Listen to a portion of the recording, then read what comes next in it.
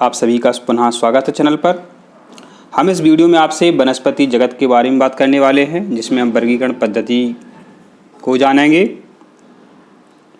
तो बच्चों, हम पूछें कि आपका वैज्ञानिक नाम क्या है।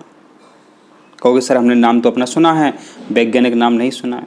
तो सभी मनुष्यों का वैज्ञानिक नाम है होमो सेपियंस। ठीक है, मनुष्यों का वैज्ञानिक नाम है होमो सेपियंस।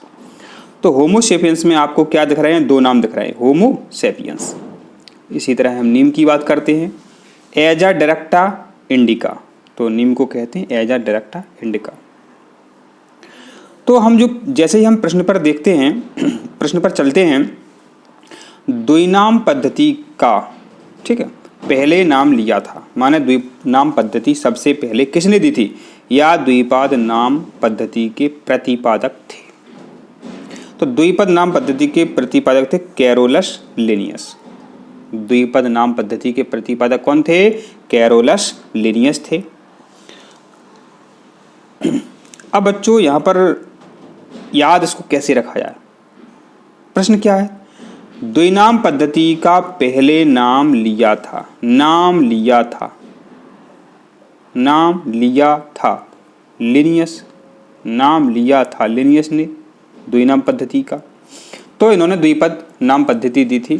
ठीक है, और यहाँ पर ध्यान दें आप कि 5 जगत वर्गीकरण भी फेमस है। तो भाई टेकर ने 5 जगत वर्गीकरण पद्धति दी थी, ये भी आपको यहाँ पर ध्यान रखना है। अब हम चलते हैं बच्चों नेक्स्ट क्वेश्चन पर। हमेशा ये पूछा गया है। प्रश्न है, वह शाखा जो शैवालों से संबंधित है क्या कहलाती है? अब क्या है, देखो एक लड़की है शेफाली। तो हमने शेफाली से कहा बेटा शेफाली बताओ, शेफाली बताओ वह शाखा कौन सी है जो शैवालों से संबंधित है? शेफाली, शेफाली, समझ रहे बात? शेफाली, शेफाली, ये क्या है? फा। तो शैवालों से संबंधित है फाइकोलॉजी। जो शैवाल हैं बच्चों, शैवाल हैं, इसी से संबंधित शाखा होती है फाइकोलॉजी। कैसे याद रखें? अपन ने नाम याद कर लिया शेफाली, शेफाली। तो शैवालों से संबंधित है फाइकोलॉजी, शैवालों से संबंधित है फाइकोलॉजी, शैवाल, शैवालों से संबंधित फाइकोलॉजी। किसने बताया था ये उत्तर? शेफाली ने बताया। अगर आपको नाम याद रहेगा शेफाली तो परीक्षा में इसको गलत नहीं कर सकते हैं। ठीक है, शेफाली, शैवाल, फाइकोलॉजी। पुनः एक बार देख लेते हैं, शैवाल, फाइकोलॉजी, शैवालों का अध्ययन फाइकोलॉजी कहलाता है। अब प्रश्न है, अब माने सर्वप्रथम, ठीक है कोई दिक्कत नहीं, अब माने सर्वप्रथम विषाणु की खोज की। माने जो वायरस होते हैं, ठीक है, विषाणु होते हैं, तो विषाणुओं की खोज सबसे पहले किसने की थी? तो विषाणु की खोज की थी इवानोवस्की ने। जैसा कि प्रश्न आपको दिख रहा है, अब बाने बता दिया कि विषाणु की खोज किसने की थी। अब बाने इवानोवस्की, इतना आप याद नहीं रख सकते हो। अब बाने सर्वप्रथम विषाणु की खोज की थी। किसने की थी? इवानोवस्की ने।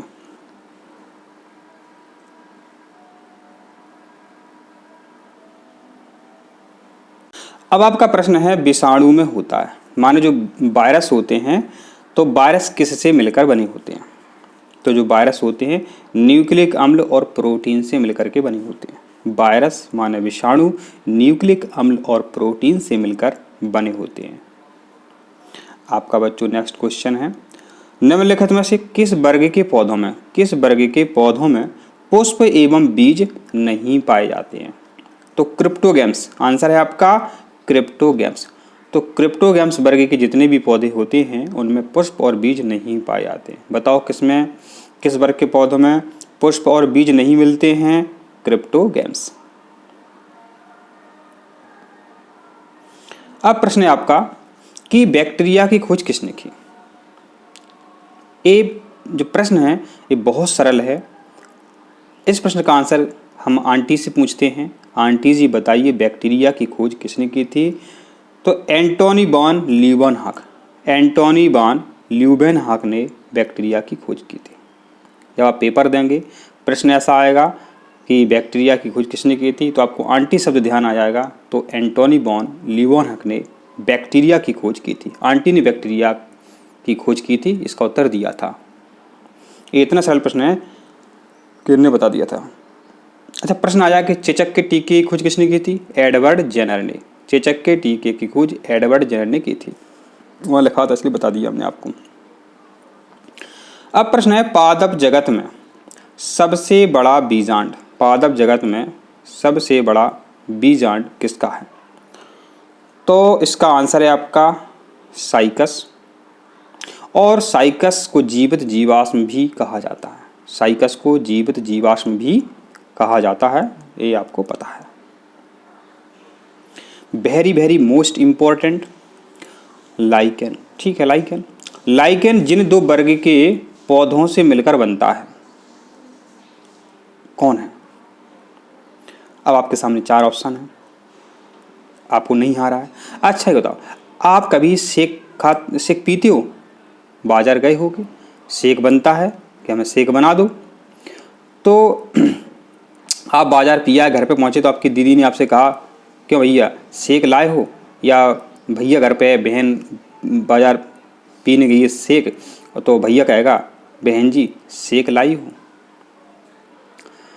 अब शेक लाई हो या समझना, जो लाइकेन है, लाइकेन जो है शैवाल से और कवक से, ध्यान देना, लाइकेन जो है शैवाल और कवक के मिलने से ये बनता है, कवक और शैवाल। तो ये आपका जो डी ऑप्शन है सही है, ये गलत लिखा है फवक, कवक लहे। ठीक है, कवक है, ध्यान देना बच्चे, इसलिए तो आपको वीडियो देखना चाहिए। तो अपन ने किससे याद रखा, अपन ने इससे याद रखा शेक लाई हो, माने जो लाइकेन है कवक और शैवाल, कवक और शैवाल के पौधों से मिलकर लाइकेन बनता है। अब कभी आप थोड़ा आंख बंद करके सोचिए, शेक लाई हो माने शैवाल और कवक से क्या बनता है, लाइकेन, शेक लाई हो, शेक लाई हो। अब प्रश्न है कि जड़ के स्थान पर मूलाभास किसमें पाए जाते हैं, तो जड़ के स्थान पर जो मूलाभास होते हैं जड़ के स्थान पर जो मूलाभास होते हैं वो किसमें पाए जाते हैं, वो पाए जाते हैं ब्रायोफाइट्स में।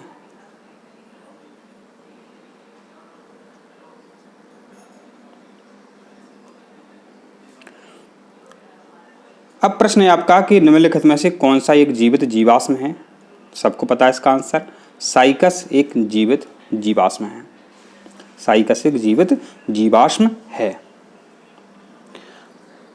अब प्रश्न है कि पहला, ठीक है, पहला प्रयोग में, ठीक है, लाने वाला एंटीबायोटिक था।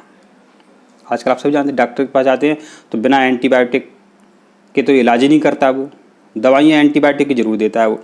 तो पहला प्रयोग में लाया जाने वाला एंटीबायोटिक था, लाया जाने वाला, प्रयोग में लाने वाला, देखो प्रश्न में उत्तर है लाने माने लीन, पेनिसिलिन, सबसे पहले प्रयोग में लाने वाला एंटीबायोटिक था पेनिसिलिन। अब हमने आपसे पूछा कि बताइए पहला प्रयोग में लाने वाला एंटीबायोटिक था, लाने माने लीन, पेनिसिलिन, तो पेनिसिलिन एंटीबायोटिक का सबसे। हम देखते हैं आपका अगला क्वेश्चन क्या है। प्रश्न है कब बताओगे किसमें क्लोरोफिल नहीं होता, कब बताओगे किसमें क्लोरोफिल नहीं होता। अरे बता दो उत्तर, कवकों में क्लोरोफिल नहीं होता। जो कवक होते हैं जो फंजाई होती हैं, कवक होते हैं जो फंजाई होती हैं, कवक को फंजाई कहते हैं, तो कवकों में माने फंजाई में क्लोरोफिल नहीं होता है। प्रश्न क्या है, कब बताओगे किसमें क्लोरोफिल नहीं होता है, कब बताओगे, बता दिया कवकों में क्लोरोफिल नहीं होता है, कब, कवकों में क्लोरोफिल नहीं होता है। अब प्रश्न है कि दूध के दही के रूप में, माने दूध जो है दही के रूप में जम जाता है, तो इसका कारण क्या, इसका कारण एक बैक्टीरिया, उस बैक्टीरिया का नाम है बच्चों लैक्टोबैसिलस। तो दूध को दही में कौन सा बैक्टीरिया बदलता है, लैक्टोबैसिलस।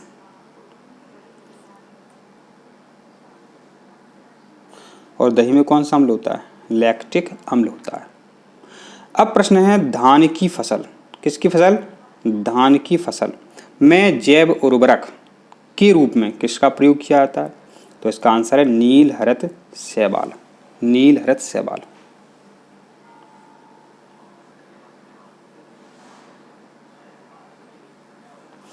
अब आपका प्रश्न है कवक एवं उच्च पादप की जड़ों के बीच उपयोगी कार्यात्मक संबंध को कौन दर्शाता है? जो पहला प्रश्न था आपका कि सेकलायु माने शैवाल कवक से लाइकेन बनता है, शैवाल कवक से लाइकेन बनता है। यहाँ पर प्रश्न है कवक और उच्च पादप की जड़ों के बीच उपयोगी कार्यात्मक संबंध होता है, उसका आंसर क्या है? इसका आंसर है माइकोराइजा। इसका आंसर क्या है? माइकोराइजा। ठीक है, ये आपका ए आंसर रहा, माइकोराइजा। आशा करते हैं बच्चों आपको क्वेश्चंस समझ में आए हैं। आप वीडियो को लाइक ज़रूर करें। हम आपको इस तरीके से बताते हैं कि जो 40 साल तैयारी करते हैं आप 1 साल तैयारी करो, हमारे वीडियो से प्रश्न आते हैं और आप आंसर भूलते नहीं हैं।